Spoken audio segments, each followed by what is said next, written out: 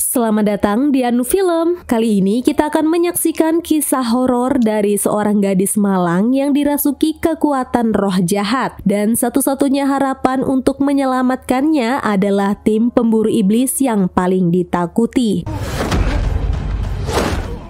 Diingatkan, konten ini mengandung full spoiler dari awal hingga akhir cerita film. Seluruh adegan yang ditampilkan adalah rangkuman dari film aslinya dan dibuat hanya untuk hiburan. Jangan meniru adegan-adegan dalam cerita ini karena bisa berbahaya dan tidak pantas dilakukan dalam kehidupan nyata. Inilah alur cerita film Holy Night Demon Hunters 2025. Cerita dimulai dengan Jungwon, seorang psikiater yang selama 34 hari mengamati kondisi adiknya Yeonsu. Sejak ibunya meninggal 5 tahun lalu, Yeonsu mulai menunjukkan perilaku aneh. Ia sering panik, ketakutan tanpa alasan, dan mengalami stres berat. Karena pengobatan medis tidak berhasil, Jungwon akhirnya meminta bantuan tim pemburu iblis bernama Holy Night.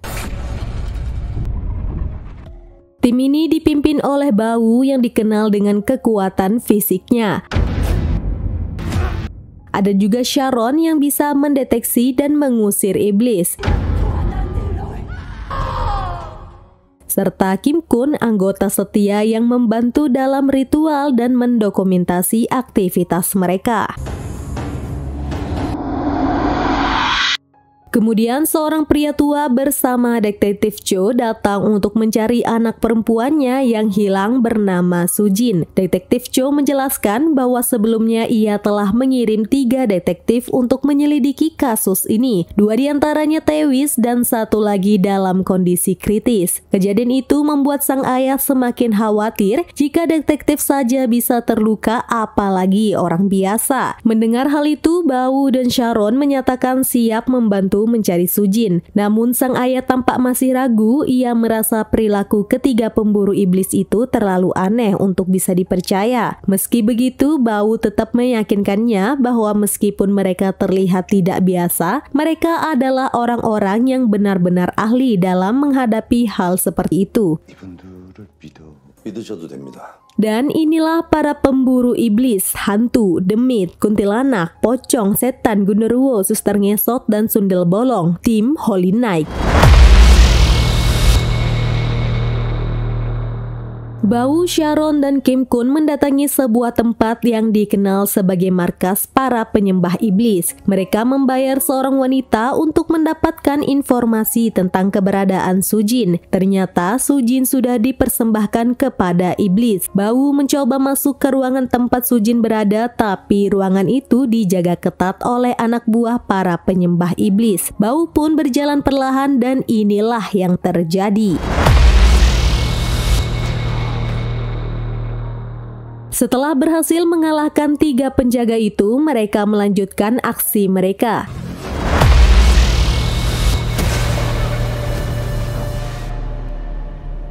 Sharon mulai membacakan mantra-mantra gaib untuk mengusir jin dari tubuh Sujin. Sementara Kim Kun sibuk mendokumentasikan aksi horor mereka. Setelah berhasil mengalahkan para penyembah iblis, Bau membakar tempat itu hingga rata dengan tanah. Di sebuah rumah sakit, Jungwon berhasil menyembuhkan salah satu pasiennya. Namun setelah itu, ia langsung mengunjungi adiknya Yeonsu. Di momen itu, Jungwon merasa sangat sedih karena meskipun ia mampu menyembuhkan orang lain, ia justru tidak bisa menyembuhkan adiknya sendiri.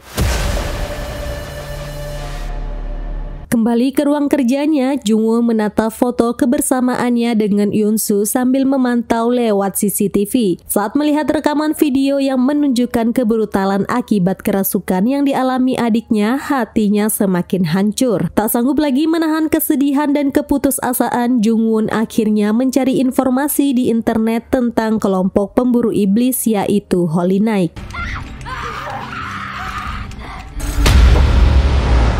Kemudian Bau sedang berbicara di telepon dengan seorang suster bernama Catalina. Mereka membahas tentang sebuah panti asuhan yang dikelola oleh gereja. Sementara itu, Kim Kun memberitahu bahwa semua anggota penyembah iblis memiliki tato yang sama, tato dengan simbol Belzebitis. Belzebitis atau Belzebub merujuk pada nama salah satu iblis dalam tradisi demonologi. Belzebub dikenal sebagai raja iblis, bahkan disebut sebagai salah satu pemimpin neraka. Jadi secara keseluruhan Belzebitis adalah istilah fiktif yang menggambarkan kondisi kerasukan atau pengaruh jahat dari iblis Belzebub. Sesampainya di kantor, mereka bertiga dikejutkan oleh kehadiran seorang wanita yang ternyata adalah Jung-won. Ia datang untuk meminta bantuan kepada Bau agar menyembuhkan adiknya yang sedang sakit parah. Jung-won mengaku bahwa ia sudah tidak punya pilihan lain dan satu-satunya harapan hanyalah mereka bertiga. Namun Bau langsung menolak. Ia mengatakan bahwa sejak tahu Jung-won datang atas saran Bapak Marco, ia tidak ingin terlibat lebih jauh karena ia tak mau berurusan dengan pria tersebut. Jung-won lalu memohon kepada Bau dan bahkan mencoba memberikan uang sebagai imbalan. Tapi Bau tetap menolaknya dan menyuruh Jung-won membawa adiknya ke rumah sakit untuk ditangani oleh psikiater. Jung-won pun menjelaskan bahwa ia sendiri adalah seorang psikiater, namun tetap saja Bau tidak mau mengubah keputusannya. Akhirnya, Jung-won memberikan sebuah rekaman video tentang kondisi adiknya kepada Sharon dan memintanya untuk diserahkan agar bisa dilihat langsung oleh bos mereka, yaitu Bau. Di tempat kerjanya, Jung-won melihat video kebersamaan dengan adiknya. Ia kembali menangis karena tidak kuat melihat hal tersebut. Tetapi alangkah terkejutnya saat ia melihat monitor bahwa adiknya Yoon-soo sudah tidak berada di tempat tidurnya. Ia kemudian berlari ke ruangan tersebut dan ternyata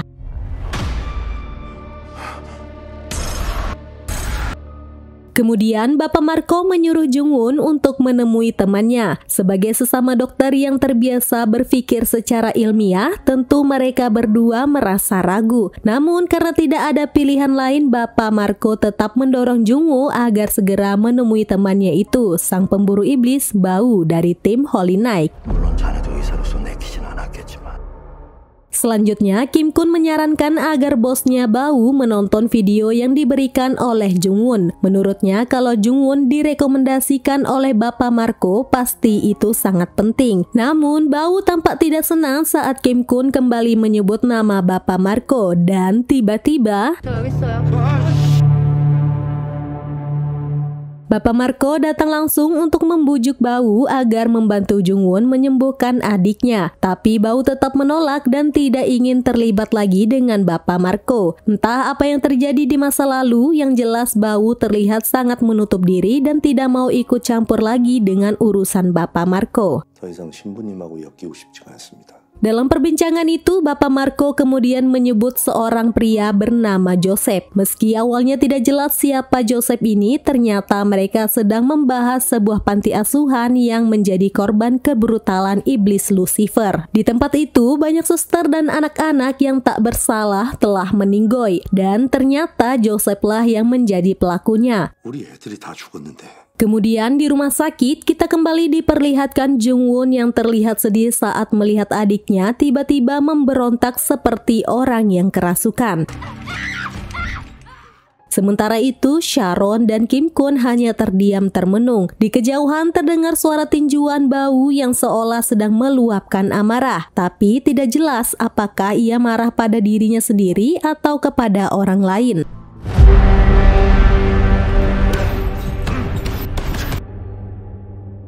Sharon dan Kim Kun kemudian teringat akan kejadian 7 tahun yang lalu saat mereka pernah diselamatkan oleh bos mereka Bau dari serangan iblis. Sejak saat itu mereka tahu tidak ada yang perlu ditakutkan dari para iblis selama mereka bersama seorang yang sangat kuat, sang pemburu iblis. Sosok yang dikenal pernah melawan makhluk-makhluk gaib seperti Gundurwo, Kiplit, setan, leak, tuyul, pocong, sundel bolong, dan lain-lainnya. Sharon lalu mencoba membujuk Kim Kun untuk ikut ikut membantu gadis bernama Yoonsu yang kini tengah diganggu oleh kekuatan iblis. Mereka berdua pun akhirnya menonton video yang sebelumnya diberikan oleh Jungwon. Isinya memperlihatkan dengan jelas semua kejadian mengerikan yang dialami oleh Yoonsu, terekam utuh oleh kamera CCTV.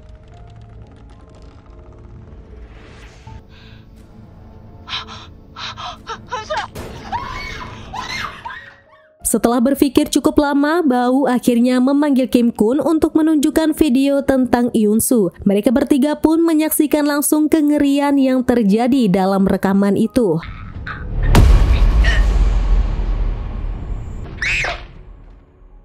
Kim Kun lalu memperlihatkan rekaman seorang yang sedang memasang CCTV. Anehnya, orang itu memiliki tato yang sama seperti milik para penyembah iblis, simbol Belzebitis atau Beelzebub. Melihat hal itu, Bau langsung teringat pada Joseph, teman masa kecilnya di panti asuhan. Kemudian Bapak Marco menceritakan kepada Jungwon tentang seorang anak bernama Joseph yang tinggal di panti asuhan. Ia 3 tahun lebih muda dari Bau. Joseph punya kemampuan mengusir makhluk halus dari tubuh manusia. Sementara itu, sejak kecil Bau dikenal memiliki kekuatan fisik yang luar biasa. Karena Joseph sering dikucilkan, Bau selalu melindunginya. Hubungan mereka sangat dekat seperti saudara sendiri. Setelah keluar dari panti, Joseph memilih jalan sebagai pengusir roh jahat. Sedangkan Bau menggunakan kekuatannya untuk bertarung demi uang sambil tetap membantu merawat panti asuhan. Namun 15 tahun yang lalu saat Bau kembali ke panti, Joseph justru memanggil iblis. Akibatnya Suster Angela dan semua anak di panti tewas. Bahkan Bau sempat dibun-bun oleh Joseph, tapi entah bagaimana ia bisa hidup kembali. Sejak saat itu, Bau terus dihantui rasa bersalah karena tak bisa menyelamatkan anak-anak yang sudah dianggap sebagai keluarganya. Ia pun bertekad memburu Joseph dan membasmi para iblis yang telah menghancurkan segalanya. Dan itulah alasan mengapa Bau awalnya enggan membantu Jungwon untuk menyelamatkan adiknya. Ternyata Bau memiliki masalah pribadi dengan Bapak Marco. Tak lama kemudian, Jungwon menerima telepon dari seseorang yang ternyata adalah Bau. Dalam panggilan itu, Bau mengajaknya bertemu di rumah sakit. Di sana, Bau memperkenalkan 2 temannya yaitu Sharon dan Kim Kun. Bau menjelaskan bahwa Sharon memiliki kemampuan untuk mengusir roh dari tubuh manusia, sementara Kim Kun bertugas merekam dan mendokumentasikan setiap proses yang mereka lakukan. 악마를 찾아내는 특별한 능력이 있습니다. Sharon lalu memperingatkan bahwa ritual ini sangat berbahaya, bukan hanya untuk Yoonsu, tapi juga untuk semua yang terlibat. Sharon bertanya apakah Jungwoo benar-benar yakin ingin melanjutkan proses ini. Tanpa ragu, Jungwon menjawab bahwa ia siap melakukan apapun demi menyelamatkan adiknya. Di akhir pertemuan itu, Bau meminta izin untuk bertemu langsung dengan Yoonsu. 은서를 한번 만나봐야겠습니다. 동생 목숨만 살릴 수 있다면. Setelah mereka menemui Yoonsu, Sharon menjelaskan bahwa ia akan mulai proses untuk mengeluarkan iblis dari tubuh Yoonsu. Namun tiba-tiba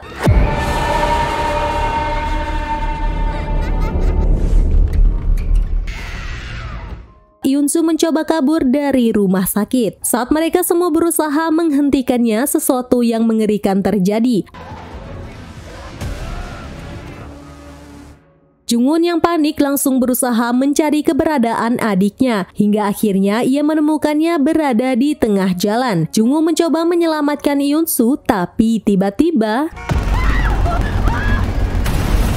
Sharon menjelaskan bahwa kekuatan iblis yang merasuki tubuh Yoonsu sangat luar biasa. Ia mengatakan satu-satunya cara untuk mengusir iblis itu adalah dengan melakukan ritual di tempat di mana iblis itu pertama kali merasukinya, yaitu di rumah mereka sendiri. 모든 게 시작된 집에서 끝을 내야 될 것 같아요. Sesampainya di rumah itu, tim Holy Knight mulai mengamati kondisi setiap ruangan. Mereka pun menyiapkan semua perlengkapan yang dibutuhkan untuk melakukan ritual pengusiran roh jahat. Yoonsu diikat di kursi untuk mencegah hal-hal tak terduga selama proses berlangsung. Saat ritual dimulai, Yoonsu sempat menangis dan meminta tolong kepada Bau. Dengan tenang, Bau menjanjikan bahwa ia akan menyelamatkannya.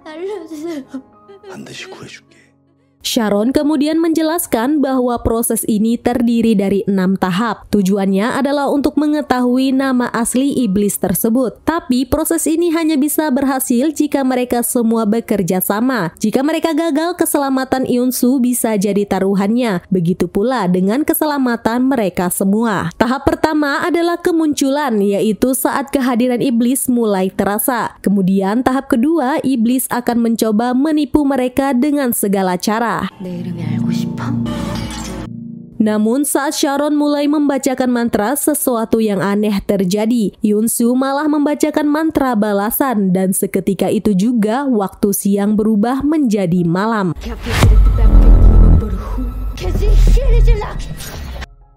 Bau keluar rumah untuk memeriksa sesuatu. Saat memukul sebuah dinding, ia menemukan seorang penyembah iblis yang ternyata bersembunyi di dalam rumah itu. Sementara itu, mantra yang dibacakan Eun-soo ternyata digunakan untuk memanggil para penyembah iblis lainnya. Mereka mulai bermunculan satu persatu dan suasana menjadi semakin mencekam.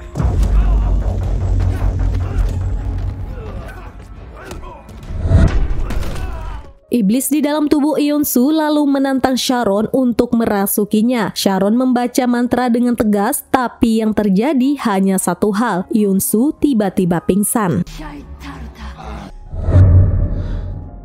Selanjutnya tahap ketiga, yaitu tahap bantuan. Sharon menyuruh Jeon-woo untuk beristirahat sejenak. Namun tiba-tiba sesuatu yang aneh mulai terjadi.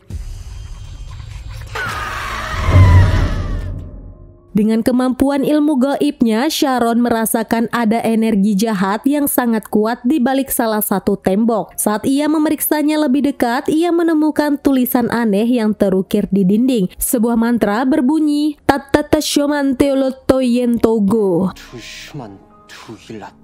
Tulisan itu adalah bahasa kuno yang artinya seluruh rumah itu ternyata telah dikutuk oleh iblis. Sharon mencoba menghapus tulisan kutukan tersebut menggunakan mantra-mantranya. Sementara itu, bau menghantam dinding rumah dengan paksa untuk menghancurkannya. Tiba-tiba, iblis yang merasuki tubuh Eun-soo mulai berbicara dan mengancam akan membunbun Eun-soo. Yang mengejutkan lagi, iblis itu mengaku bahwa dialah pelaku pembunbun semua anak-anak di panti asuhan, tempat yang dulu dijaga oleh Bau 15 tahun yang lalu. Selanjutnya, tahap keempat adalah tahap berbicara. Iblis yang merasuki Eun-soo mulai berbicara dengan suara menyerupai anak-anak di panti asuhan. Suara itu langsung mengguncang mental Bau, membangkitkan semua kenangan traumatisnya di masa lalu. Iblis itu terus menggoda dan memanipulasi pikirannya, membuat Bau kehilangan kendali. Dalam keadaan emosional, Bau ingin membunbun iblis itu, namun ternyata yang dia lihat sebagai iblis itu adalah Sharon. Selanjutnya, pertarungan antara Sharon dan iblis di tubuh Eun-soo benar-benar memuncak. Mereka saling melontarkan mantra satu sama lain, menciptakan benturan energi yang sangat kuat. Akibatnya, suhu ruangan tiba-tiba turun drastis menjadi sangat dingin, tanda bahwa kekuatan iblis mulai mendominasi. Salah satu mantra yang dibacakan oleh iblis justru menarik Sharon ke dalam dimensi iblis, tempat kekuatan kegelapan jauh lebih besar. Dalam keadaan kritis itu, iblis yang merasuki Eun-soo berpura-pura meminta tolong kepada Jung-won. Ia menangis dan memohon hingga membuat Jung-won nekat melangkah melewati garis pelindung yang sudah dibuat oleh tim Holy Knight. Kemudian mereka semua terkejut melihat tiba-tiba Eun-soo menjadi Spider-Woman. Dan inilah tahap kelima, tahap benturan. Jung-woo mendengar suara Eun-soo yang seolah memanggil dari dalam sebuah lemari tua. Saat ia perlahan membuka pintunya, tiba-tiba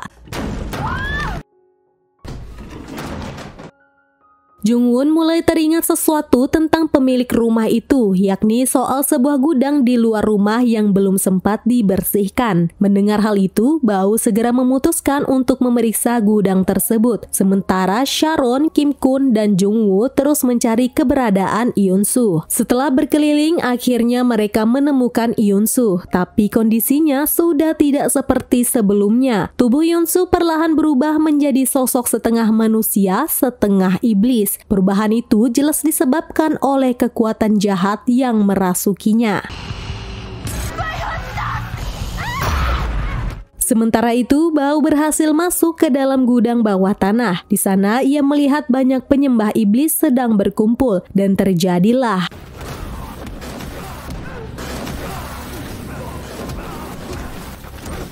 Bao yang sejak awal sudah kesal tanpa ragu langsung melumpuhkan semua penyembah iblis yang ada di tempat itu. Namun, salah satu iblis berhasil kabur dari gudang tersebut. Ia mencoba menyerang Sharon, tapi Kim Kun melindunginya. Sayangnya, kekuatan iblis itu sangat kuat. Kim Kun pun tidak sanggup menahannya.